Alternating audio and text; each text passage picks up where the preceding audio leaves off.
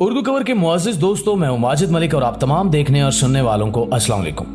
नाज़रीन गिरामी, जैसा कि आपके इल्म में है कि गुज़श्ता कई दिनों से कराची के समंदर में खौफनाक हलचल महसूस की जा रही है, जिसके बाद बिपरजॉय साइक्लोन नामी समंदरी तूफान के कराची से टकराने की खबरें मंजर-ए-आम पर आई। लेकिन ताज़ा तरीन इत्तलात के मुताबिक ये तूफान टल चुका है। कहा जा रहा है कि आजान देने से ये तूफान टला। क्या वाकई ऐसा हुआ? क्या ये कुदरत का मौजज़ा था? इसकी मुकम्मल हकीकत जानने के लिए इस वीडियो को शुरू से लेकर आखिर तक जरूर देखिएगा। तो आइए चलकर मौजू का बाकायदा आगाज करते हैं। मुअज़्ज़िज़ दोस्तों, गुज़श्ता चंद दिनों से बुहरे अरब में एक तबाहकुन समुद्री तूफान के आसार दिखाई दे रहे थे, जिसके बाद माहिरीन ने यह पेशगोई की थी कि यह तूफान पाकिस्तान और भारत के साहिली इलाकों से टकरा सकता है और इसके नतीजे में बड़े पैमाने पर तबाही का जिक्र भी किया गया। पाकिस्तान का मारूफ शहर कराची जो साले समंदर पर वाक़े है, इसके मकीनों को वार्निंग्स जारी कर दी गई थी और नकल मकानी करने के अहकामात जारी कर दिए गए थे, जबकि माहीगीरों को खुले समंदर में न जाने और साले समंदर से दूर रहने की तंबीह की गई, क्योंकि बिपरजॉय साइक्लोन इंतहाई शदीद था। आपको बताते चलें कि साइक्लोन उस समंदरी तूफान को कहते हैं जिसमें हवा तेजी से दायरों की सूरत में आगे बढ़ती है। ये साइक्लोन इस कदर ताकतवर होते हैं कि अपने रास्ते में आने वाले बहरी जहाजों को भी टुकड़े टुकड़े कर सकते हैं। माहिरीन इसकी शिद्दत का अंदाजा समंदर से उठने वाली लहरों और हवा की स्पीड से करते हैं। बिपरजॉय साइक्लोन के बारे में माहिरीन ने यह कहा था कि साइक्लोन में चलने वाली हवा की स्पीड 150 से 180 किलोमीटर फी घंटा है, जबकि इस साइक्लोन की वजह से समंदर में 50 फुट ऊंची लहरें उठ रही थी। अंदाजा करें कि 50 फुट ऊंची लहरें अगर आबादी में दाखिल हो जाएं तो कितनी तबाही मचा सकती हैं। यही वजह है कि शहर कराची को अलर्ट कर दिया गया, जबकि बलूचिस्तान समेत दीगर साहिली पट्टियों पर आबाद बस्तियों को भी वार्निंग्स जारी कर दी गई। बिपरजॉय साइक्लोन की शिद्दत और मुमकिन तबाही के पेश नजर हुकूमती मशीनरी भी हरकत में आई और हिफाजती तदाबीर इख्तियार की गई। लेकिन कुदरती आफत के सामने भला इंसान क्या कर सकता है? कुछ ऐसी सूरत हाल बिपरजॉय साइक्लोन के हवाले से दरपेश थी और लोग दुआएं मांग रहे थे कि कुदरत का कोई मौजज़ा रुनुमा हो और ये अजाब टल जाए। मुअज़्ज़िज़ नाज़रीन गिरामी, गुज़श्ता रोज जब तूफान कराची के साहिल से कुछ किलोमीटर की दूरी पर था तो शहर कराची की मुख्तलिफ इमारात पर चढ़कर लोगों ने आजानें देना शुरू कर दी, क्योंकि इस्लामी रिवायात के मुताबिक आजान आफत को टाल देती है। कराची के अफराद में एक अब्दुल्ला नामी जवान भी शामिल था, जिसने कराची के साहिल पर मौजूद एक बुलंद इमारत पर चढ़कर अजान देना शुरू की। तो देखते ही देखते कराची का साहिल पुरसकून होता चला गया और तुग़यानी खत्म होने लगी। इस जिंदा मौजज़े को देखकर सभी अल्लाह अकबर पुकारने लगे। यूं ये आफत कराची और पूरे पाकिस्तान के सर से टल गई। बेशतर अफराद ये उज़र पेश करते हैं कि नमाज के बुलावे के अलावा अजान देना दुरुस्त नहीं है और इसकी कोई रिवायत नहीं मिलती। हालांकि ये बिल्कुल गलत है। अजान अपने अंदर कई फजीलतें समेटे हुए हैं और ये अल्लाह के बंदों को रब की इबादत की तरफ बुलाती है। अजान की शुरुआत बजाते खुद एक दिलचस्प अमर है। दरअसल अजान लुगत में खबर देने को कहते हैं और इस्लाह शरीयत में चंद मखसूस औकात में नमाज की खबर देने के लिए चंद मखसूस अल्फाज के दौराने को अजान कहा जाता है।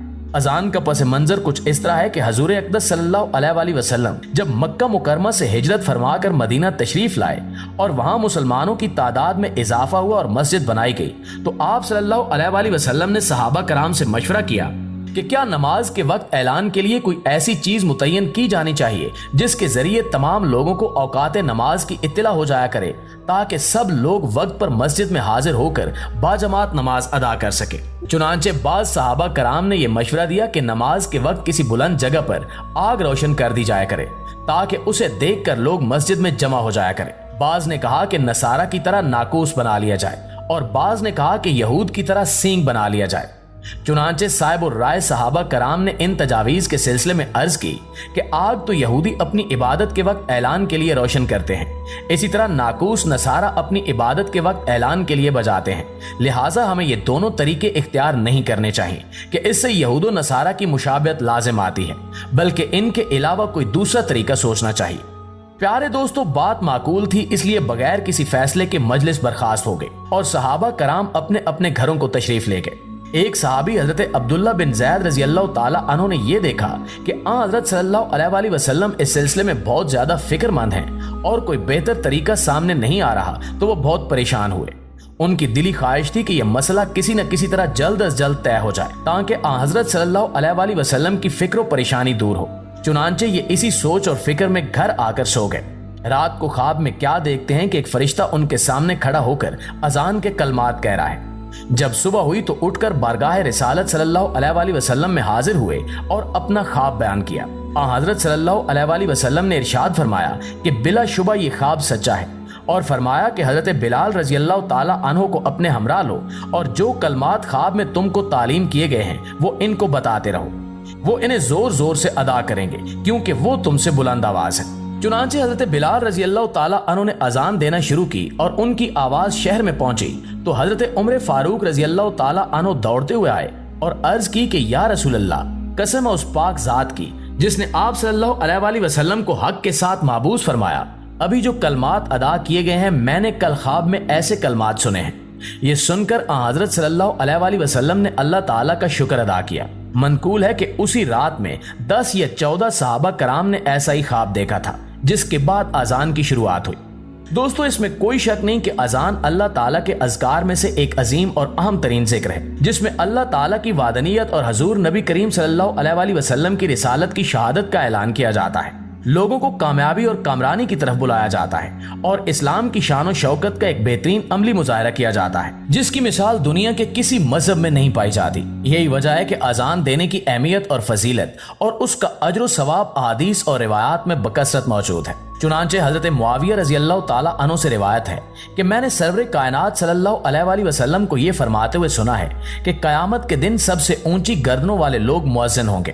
حضرت ابو سعید خضری رضی اللہ تعالی عنہ سے روایت ہے کہ رسول اللہ صلی اللہ علیہ وآلہ وسلم نے ارشاد فرمایا کہ مؤذن کی انتہائی آواز کو جو بھی سنتا ہے، خواہ وہ انسان ہو یا جن اور کوئی بھی چیز ہو، تو وہ سب قیامت کے دن اس کے ایمان کی گواہی دیں گے۔ حضرت ابو ہریرہ رضی اللہ تعالی عنہ سے روایت ہے کہ رحمت کائنات صلی اللہ علیہ وآلہ وسلم نے ارشاد فرمایا کہ اذان دینے والے کی بخشش اس کی آواز کی انتہا کے مطابق کی جاتی ہے۔ ہر خشک و تر اور نماز میں آنے والے آدمی اس کے ایمان کے گواہ ہو جاتے ہیں۔ 25 نمازوں کا ثواب اس کے زائد اعمال میں اس کے لیے لکھا جاتا ہے، اور ایک سے دوسری نماز کے درمیان اس سے جو گناہ سرزد ہوتے ہیں وہ معاف کر دیے جاتے ہیں۔ سوال یہ ہے کہ کیا اتنی فضیلتوں والی اذان غم مصیبت میں یا کسی آفت میں انسان کے لیے رحمت بن سکتی ہے؟ تو تاریخی واقعات کے مطابق کئی عذاب اذان کی برکت سے ختم ہوئے۔ آخر میں اللہ تعالیٰ سے دعا ہے کہ اللہ رب العزت پاکستان اور عالم اسلام پر اپنا فضل و کرم فرمائے اور آفات و بلیات سے محفوظ رکھے، آمین ثم آمین۔ جی تو معزز دوستو، یہ تھی ہماری آج کی ویڈیو۔ اس حوالے سے آپ دوستوں کی رائے کیا کہتی ہے کمنٹ کر کے ہمارے ساتھ شیئر ضرور کیجیے گا۔